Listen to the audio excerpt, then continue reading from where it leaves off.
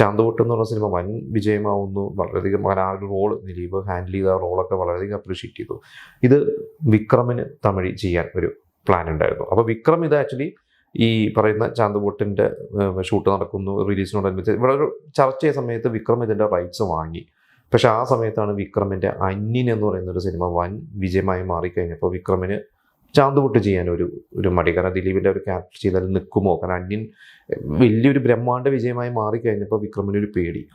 അങ്ങനെ വിക്രം ശരിക്കും പറഞ്ഞെങ്കിൽ അത് ചെയ്തില്ല. പകരം വിക്രം ചെയ്തത് മജ എന്ന് പറയുന്ന നമ്മുടെ തൊമ്മനുമക്കളുടെ റീമേക്ക് വിക്രം ചെയ്തിരുന്നു. അന്യൻ കഴിഞ്ഞിട്ട് റിലീസ് ചെയ്തതായിരുന്നു. പക്ഷെ അത് പരാജയപ്പെട്ട് കഴിഞ്ഞപ്പോൾ ഇനിയൊരു മലയാളം റീമേക്ക് ഉടനെ ചെയ്യണ്ട എന്നായിരുന്നു വിക്രമിൻ്റെ ഒരു ചിന്ത. അങ്ങനെ വിക്രം അത് ചെയ്തില്ല. പിന്നെ വിക്രമിന് വേറൊരു പ്ലാൻ ഉണ്ടായിരുന്നു എന്നുള്ളത് കേട്ടിട്ടുള്ളത്. അതിൽ നമുക്കറിയാം ദിലീപിൻ്റെ അച്ഛനായിട്ട് അഭിനയിച്ചത് ലാലാണ്. ലാൽ അതിൻ്റെ തുടക്കം സിനിമ തുടങ്ങി കുറച്ച് കഴിയുമ്പോൾ ലാൽ ജയിലിൽ പോകുന്നു, പിന്നെ ജയിലിൽ നിന്ന് തിരിച്ചു വരുന്നു. അങ്ങനെ ഒരു അച്ഛൻ ക്യാരക്ടറാണ്. അതിൽ വളരെ സ്ട്രോങ് ആയിട്ടുള്ള ഒരു അച്ഛൻ ക്യാരക്ടറാണ്. ദിലീപ് ഒരു സ്ത്രൈണതയ്ക്കുള്ള ഒരു പാവം ക്യാരക്ടറാണെങ്കിൽ അപ്പുറത്ത് കുറച്ച് സ്ട്രോങ് ആയിട്ടുള്ള ഒരു ക്യാരക്ടറാണ് ലാലിൻ്റെ.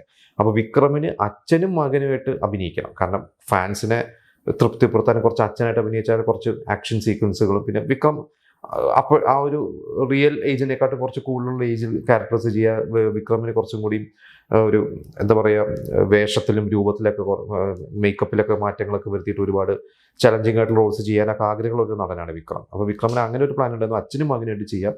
പക്ഷെ അതും സംഭവിച്ചില്ല.